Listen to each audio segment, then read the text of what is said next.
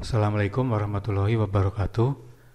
Materi kita adalah ayat jurnal penyesuaian pada perusahaan industri. Nah, ada beberapa yang perlu diketahui terkait dengan perusahaan industri. Untuk jurnal penyesuaiannya di sini sebenarnya hampir sama dengan perusahaan dagang, tetapi perbedaannya adalah pada persediaan, karena di perusahaan industri persediaan itu ada tiga ya, yaitu persediaan bahan baku, persediaan barang dalam proses, dan barang jadi. Nah, yang pertama adalah penyesuaian untuk persediaan bahan baku. Di sini yang pertama kali adalah kita mengenolkan persediaan awal yang ada di buku besar persediaan bahan baku. Nah, ini jurnal penyesuaiannya. Debitnya adalah ikhtisar harga pokok produksi, kemudian kreditnya adalah persediaan bahan baku. Nah, jumlahnya sesuai dengan saldo yang ada di persediaan bahan baku. Kemudian yang kedua adalah memasukkan persediaan bahan baku akhir berdasarkan hasil perhitungan fisik di gudang. Debitnya adalah persediaan bahan baku, kemudian kreditnya adalah ikhtisar harga pokok produksi. Jumlahnya sesuai dengan hasil perhitungan bahan baku yang masih ada atau yang belum digunakan dalam produksi. Berikutnya adalah barang dalam proses. Yang pertama adalah mengenolkan persediaan awal dari barang dalam proses. Jurnalnya, debitnya adalah ikhtisar harga pokok produksi, kreditnya adalah persediaan barang dalam proses. Jumlahnya sesuai dengan saldo dari persediaan barang dalam proses. Kemudian yang kedua adalah memasukkan persediaan barang dalam proses yang belum selesai diproduksi. Debitnya persediaan barang dalam proses, kreditnya adalah ikhtisar harga pokok produksi. Jumlahnya berdasarkan hasil perhitungan di bagian produksi, yaitu nilai barang yang belum selesai atau belum menjadi barang jadi. Berikutnya adalah persediaan barang jadi. Yang pertama, menutup persediaan awal barang jadi. Di sini diperhatikan bahwa kalau yang tadi debitnya adalah ikhtisar harga pokok produksi, maka untuk barang jadi debitnya adalah ikhtisar laba rugi dan kreditnya persediaan barang jadi. Jumlahnya sesuai dengan saldo yang ada di persediaan barang jadi. Kemudian yang kedua, memasukkan persediaan barang jadi akhir. Debitnya adalah persediaan barang jadi dan kreditnya adalah ikhtisar laba rugi. Jumlahnya sesuai dengan perhitungan fisik di gudang barang jadi yang belum terjual. Sekali lagi diperhatikan bedanya di sini ya, ikhtisar laba rugi, di sini juga ikhtisar laba rugi. Kalau dibandingkan dengan yang dua sebelumnya, di sini adalah ikhtisar harga pokok produksi dan di sini adalah ikhtisar harga pokok produksi. Nah, yang berikutnya adalah neraca lajur pada perusahaan industri. Pada prinsipnya hampir sama ya, tetapi di sini ada tambahan satu kolom yaitu harga pokok produksi. Jadi nanti di kolom ini akan dihitung besarnya nilai harga pokok produksi dalam satu periode. Ya, kolom yang lain sifatnya hampir sama seperti di perusahaan dagang.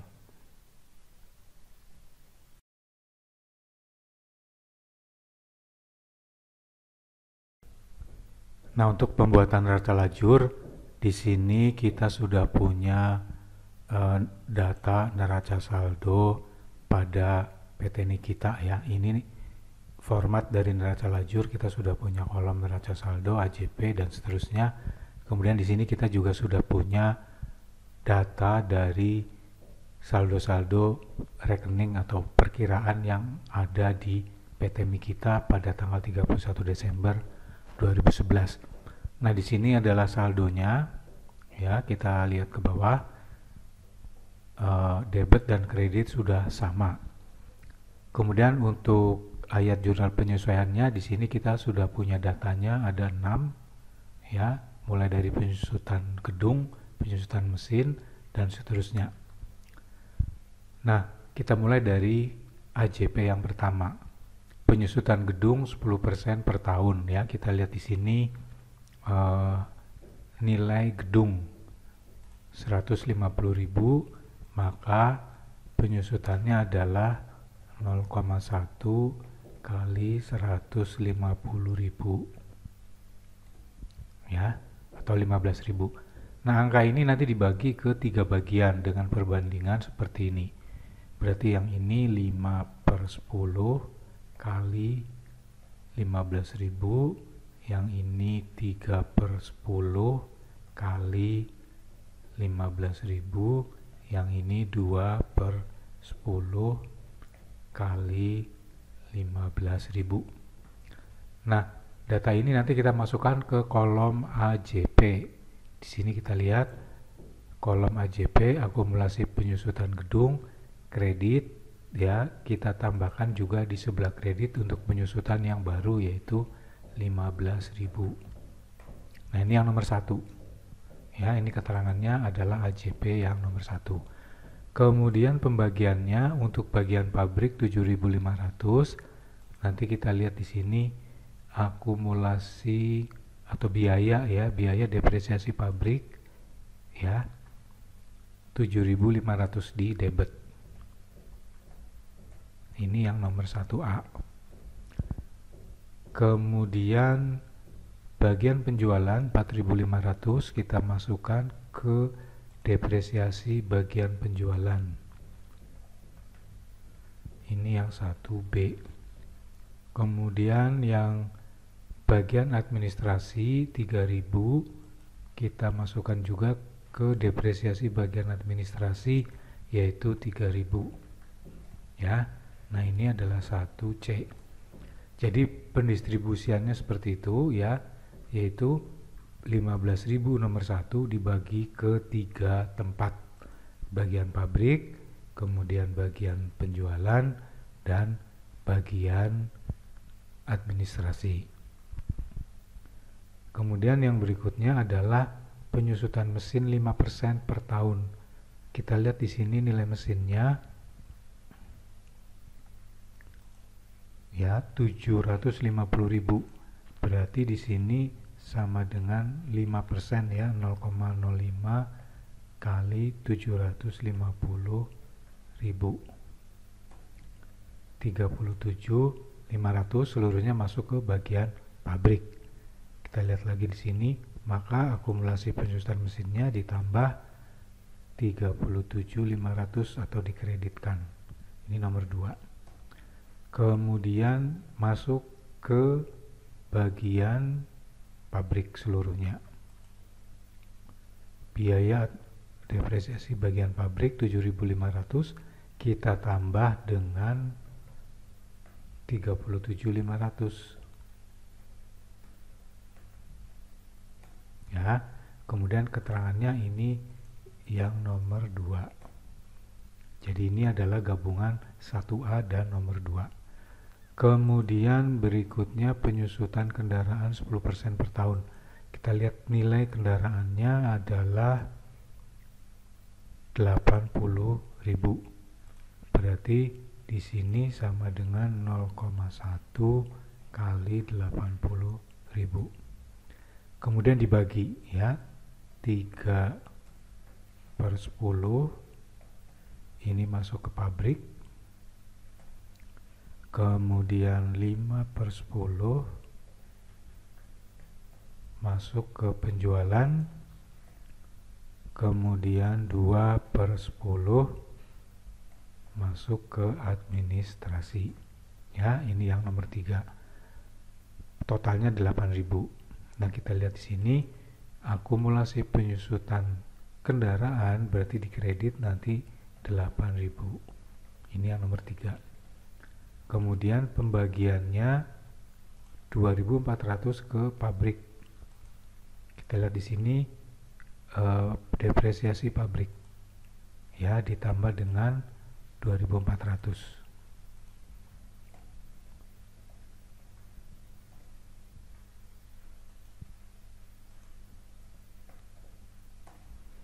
Ini berarti 3A ya. Kemudian ke bagian penjualan 4.000. Depresiasi bagian penjualan berarti ini ditambah 4.000. Ini 3B. Kemudian berikutnya 1.600 ke bagian administrasi. 1.600 bagian administrasi. Nah, di sini.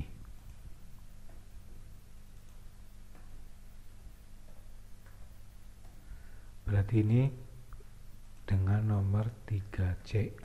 Nah, seperti itu ya untuk depresiasinya. Yang berikutnya adalah penyusutan peralatan 5% per tahun. Kita lihat peralatan.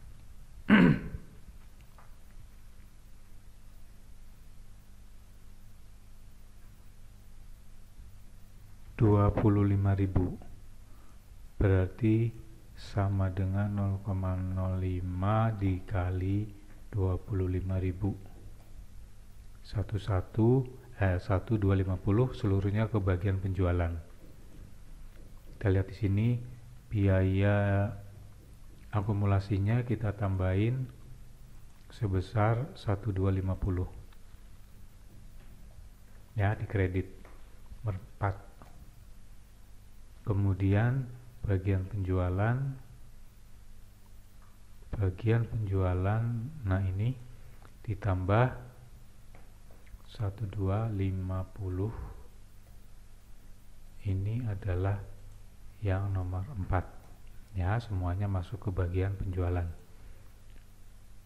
Yang berikutnya adalah piutang dagang 2320 tidak dapat ditagih. Nah, ini adalah kerugian piutang yang tidak dapat ditagih. Kita lihat di sini piutang belum ada rekeningnya, kemudian biayanya masuk administrasi ya. Belum ada, berarti kita bikin di sini.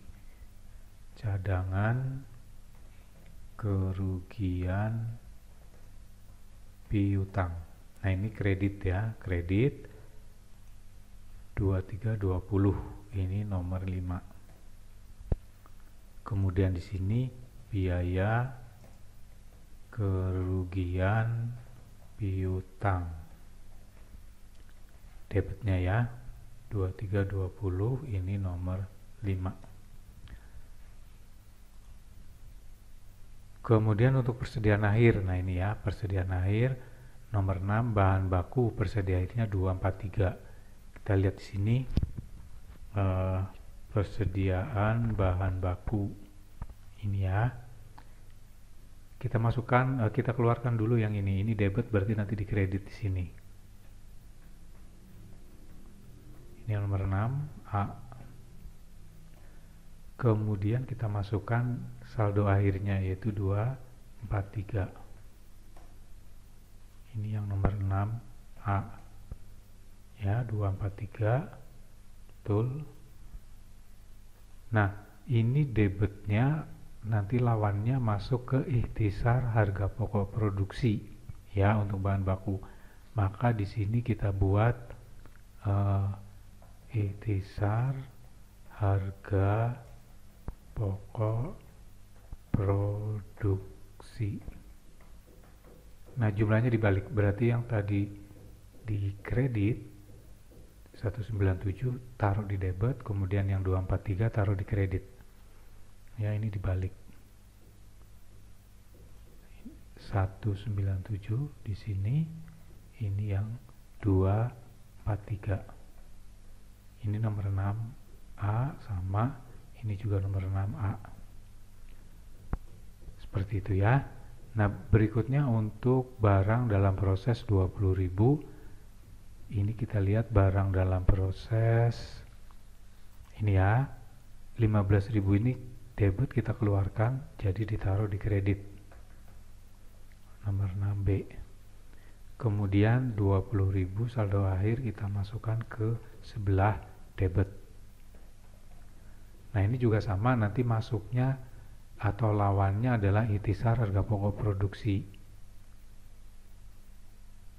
Berarti di sini, nah yang ini Ini berarti ditambah 15.000 ya. 15.000 nanti dibalik 15 sama 20. Nah, di sini berarti ditambah 15.000.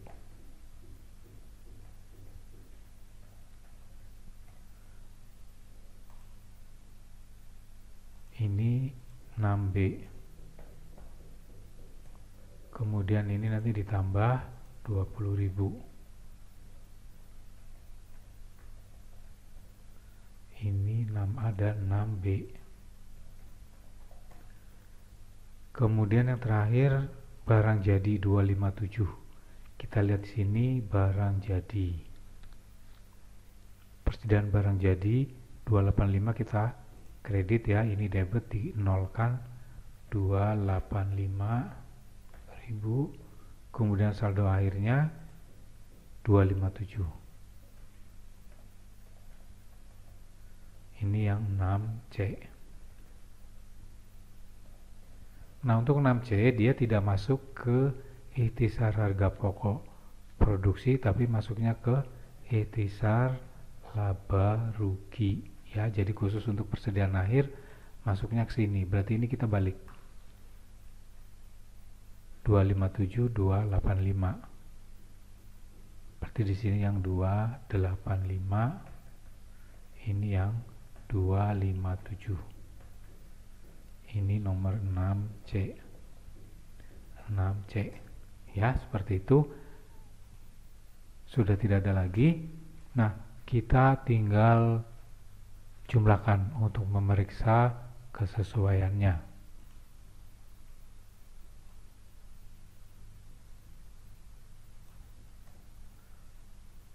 Ini juga sama.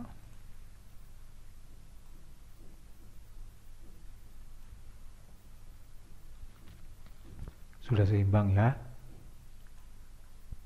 Saya warnain ya, 1081 070 1081 070. Ini jumlah ya, jumlah yang pertama. Nah, kemudian kalau sudah, kita tinggal menghitung NSD-nya. NSD-nya adalah saldo di neraca saldo ditambah atau dikurangi dengan AJP. Kalau ada, kalau nggak ada berarti kita ambil apa adanya di sini. Ya, ini saya salin karena nggak ada perubahan. Kemudian untuk yang ini kita lihat lebih besar debit ya, berarti dia saldonya nanti debit. Karena ini di sini lebih besar debitnya. Sama dengan ini ditambah debit sama debit dikurangi kredit. Nah, yang bawah sama saja rumusnya, jadi saya copy. Kemudian yang ini kita ambil langsung karena nggak ada perubahan sampai sini. Kemudian ini adalah kredit ya, ketemu kredit di jumlah.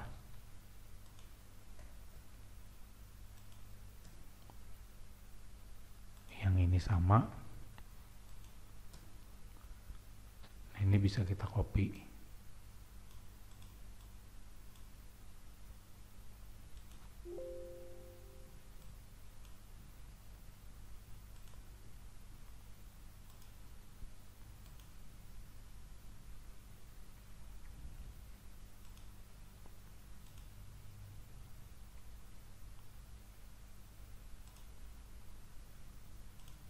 Ya, sudah. Untuk mempercepat ya, kita copy saja. Kemudian ini sama, kita ambil karena nggak ada perubahan. Kemudian ini kita salin ke bawah. Yang ini juga sama, tidak ada perubahan. Kita salin ke bawah. Nah, yang ini debit ketemu debit, berarti di jumlah. Kemudian ini kita ambil utuh.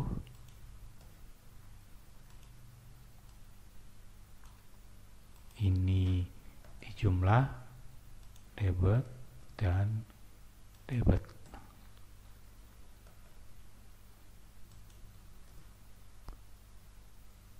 Nah, ini Ini kita copy saja sampai bawah, sampai sini. Ini kita jumlah.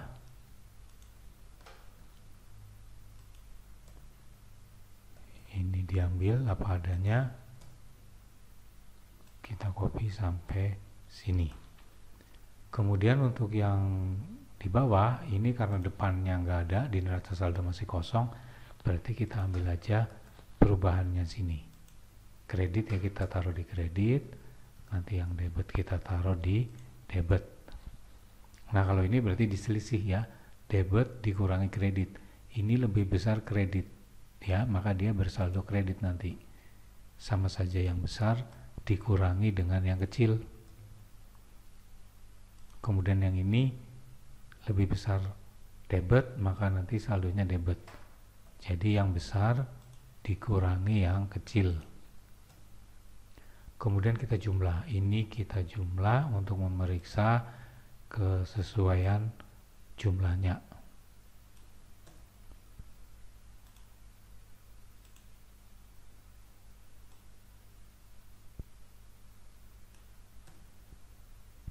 Nah, kita lihat di sini sama ya. Nah, kalau saldonya sudah sama, berarti nanti kita masukkan ke kolom berikutnya ya. Kita pecah menjadi 3 kolom HPP, laba rugi dan neraca. Nah, perlu diperhatikan di sini yang masuk kolom harga pokok produksi di sini adalah yang kepala 5 ya. Dia sudah memberi nomor akun dengan kepala 5, maka yang kepala 5 ini kita ambil semua dan masuk ke kolom HP produksi ya, berarti sama dengan ini diambil dari kolom NSD, ini kita salin ke bawah sampai sini ya, kepala 5. Kemudian di bawah ada lagi harga pokok produksinya. Ini juga ke kolom harga HP produksi. Dia kredit. Jadi kita ambil di sini kredit. Ini saya merahin ya biar kelihatan, nanti kalau dilihat lagi lebih jelas.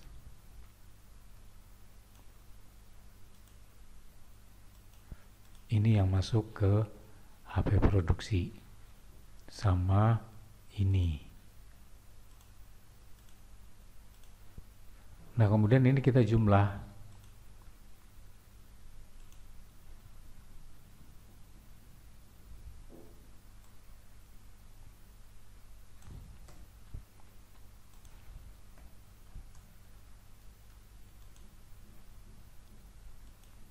Kita jumlahkan juga.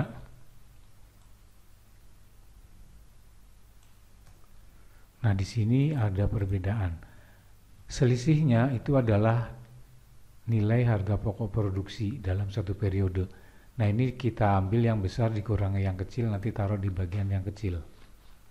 Yang besar dikurangi yang kecil, ditaruh di bawahnya yang kecil, kemudian nanti dijumlahkan. Sehingga nanti saldonya akan sama. Ya, ini adalah harga pokok produksi.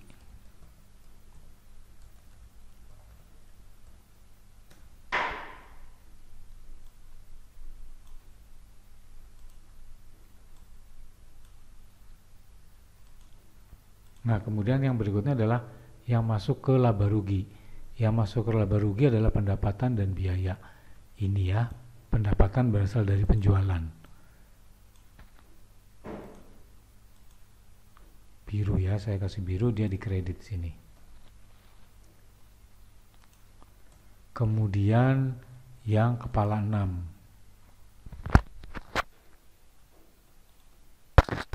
Nah, ini masuk ke laba rugi. Berarti yang ini di sebelah debit di laba rugi.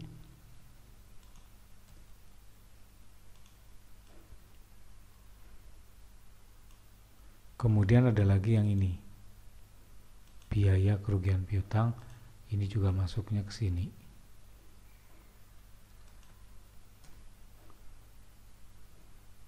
kemudian ikhtisar laba rugi.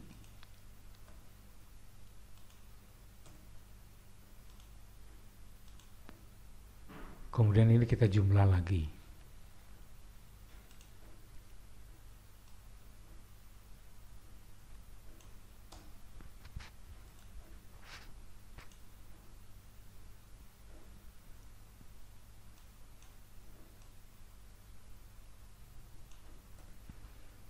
Nah, kemudian ini ada selisih, selisihnya kita taruh di debit ya, karena yang kecil yang sebelah debit, yaitu yang besar dikurangi yang kecil. Sorry, bukan ini dulu ya. Ini dulu kita pindahin. Harga pokok produksi ini nanti masuk ke laba rugi. Karena dia dikredit, maka nanti dia di laba rugi ditaruh di debit. Kemudian kita jumlahkan lagi.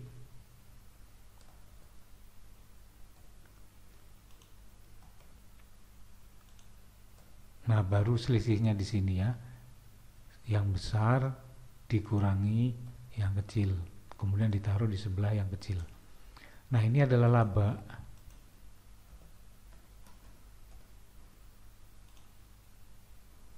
Kemudian kita jumlahkan, nanti harusnya sama ya.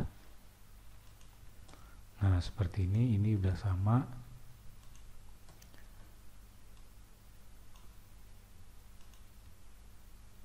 Ya, jadi labanya di sini setelah memasukkan harga pokok produksi ke laba rugi.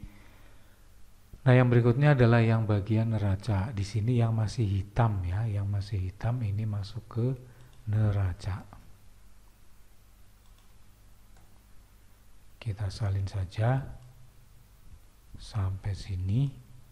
Kemudian nanti ini yang kreditnya.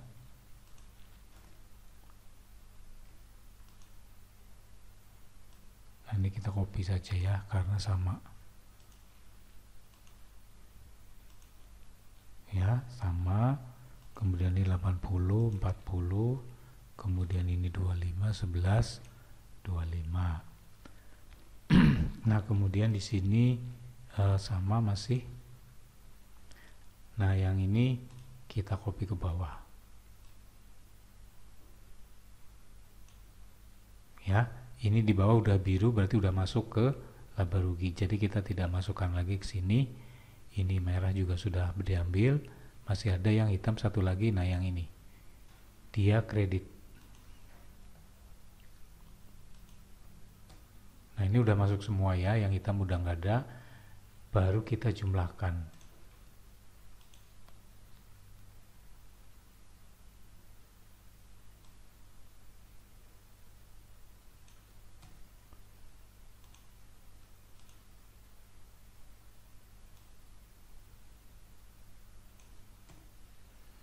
Kemudian laba di sini debit, pindah ke sini di bagian kredit. Nanti kita jumlahkan ini. Apakah dia sama saldonya? Saldonya sama ya, berarti sudah benar. Nah, ini adalah cara membuat neraca lajur pada perusahaan industri, di mana dengan neraca lajur ini nanti kita sudah dapat data untuk membuat laporan harga pokok produksi, perhitungan laba rugi, dan neraca.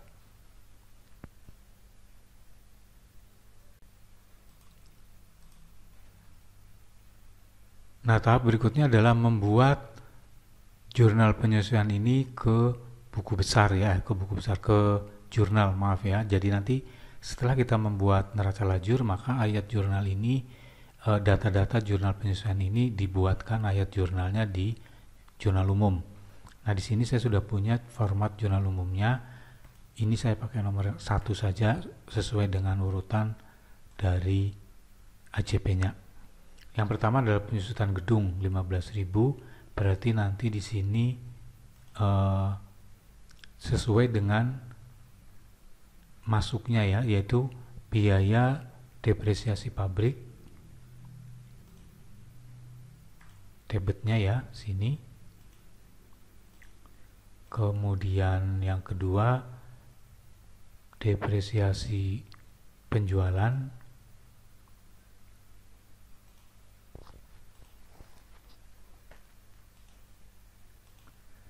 kemudian depresiasi bagian administrasi dan umum sini ya.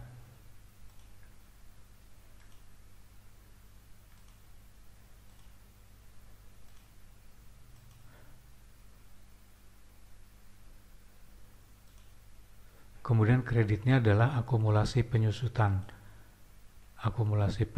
gedung ini.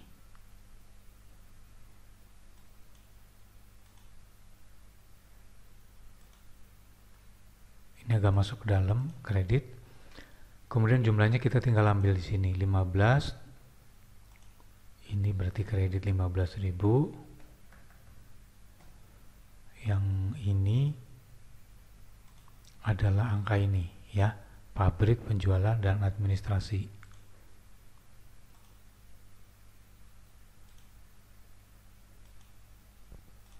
Nah, seperti itu. Kemudian yang kedua adalah penyusutan mesin.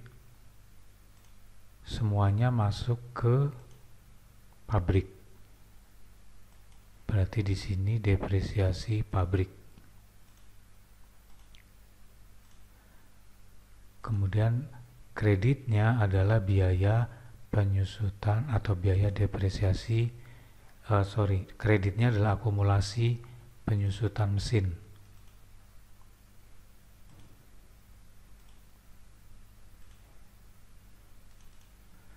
Nah, jumlahnya 37.500.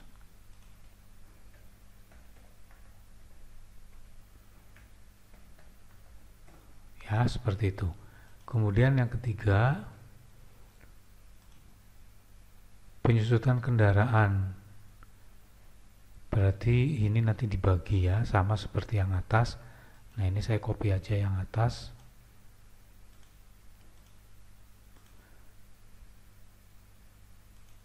Kemudian nanti kreditnya akumulasi penyusutan kendaraan ya, akumulasi penyusutan kendaraan. Nah, yang ini.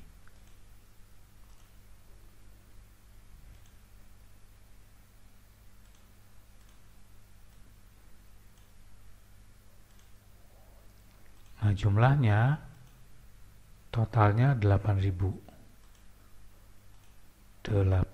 di kredit. Kemudian debitnya adalah yang ini, distribusinya.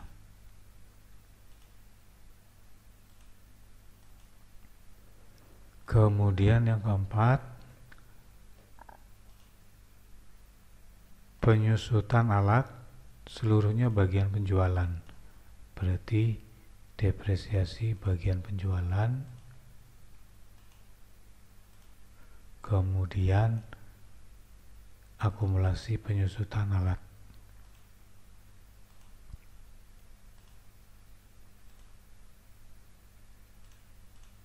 Jumlahnya 1250.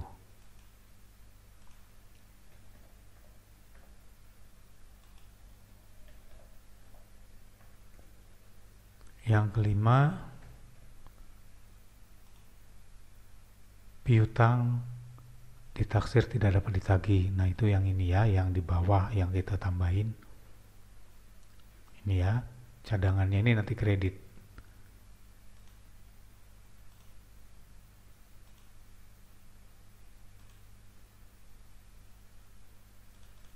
Kemudian debitnya adalah biaya kerugian piutang.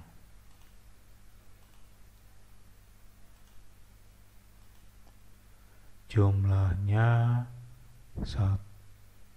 2320.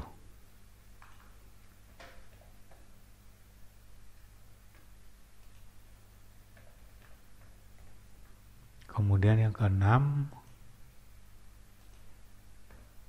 nah ini nanti satu-satu ya, untuk persediaan bahan baku. Persediaan bahan baku, yang pertama nanti kita nolkan dulu saldonya. Di sini persediaan bahan baku yang 243 ini. Kita lihat ke AJP sini ya.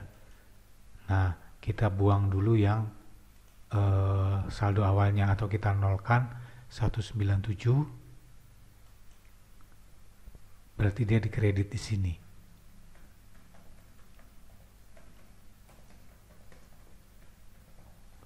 Kemudian debitnya adalah ikhtisar harga pokok produksi. Jumlahnya 197.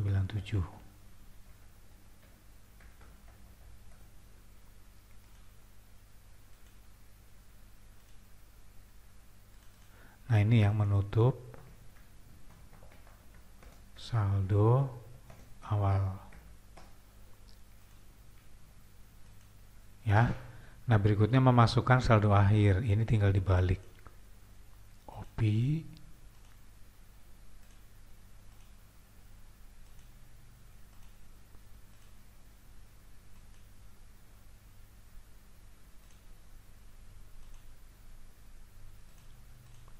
Nah, jumlahnya adalah 243.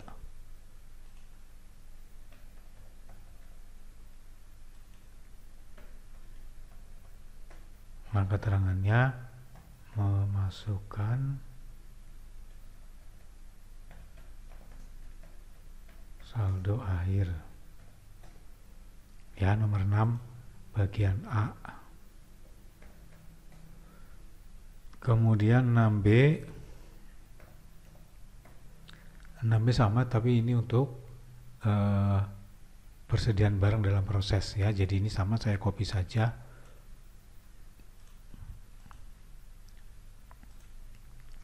Berarti ini barang dalam proses.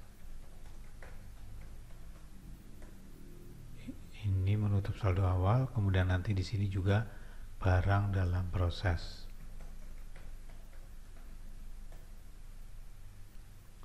Tinggal dilihat angkanya. Barang dalam proses 15.000, saldo akhir dikredit, kemudian nanti 20.000. Berarti yang pertama ini 15.000 di sini. Kemudian 15.000 kreditnya. Kemudian di sini yang 20.000 saldo akhirnya.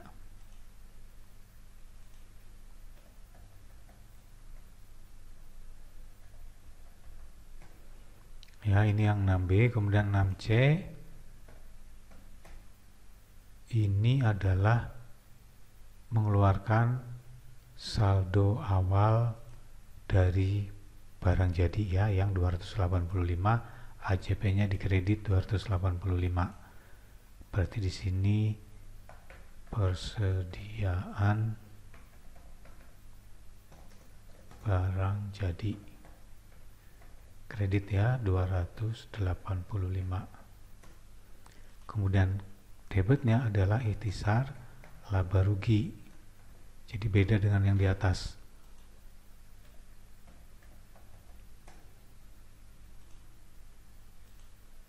Ya, ini menutup saldo awal dari barang jadi. Kemudian yang di bawahnya nanti dibalik untuk memasukkan saldo akhir yang 257. Atau di sini ya 285, nanti di debit 257 untuk saldo akhirnya.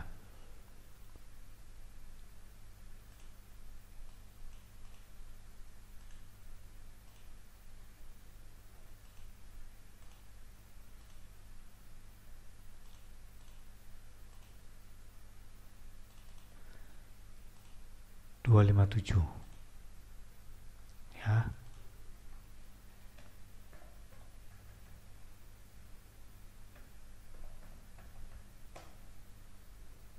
Memasukkan saldo akhir. Nah, ini adalah AJP yang nanti dicatat di jurnal umum untuk 6 kelompok ya, untuk 6 kelompok AJP. Nanti ini diposting ke masing-masing buku besar. Setelah itu baru dilanjutkan dengan membuat laporan keuangan. Demikian materi kita. Terima kasih atas perhatiannya. Jika masih belum ada yang dipahami atau masih ada yang bingung, Anda bisa mengulangi video ini sebelum kita lanjutkan ke materi berikutnya. Terima kasih. Wassalamualaikum warahmatullahi wabarakatuh.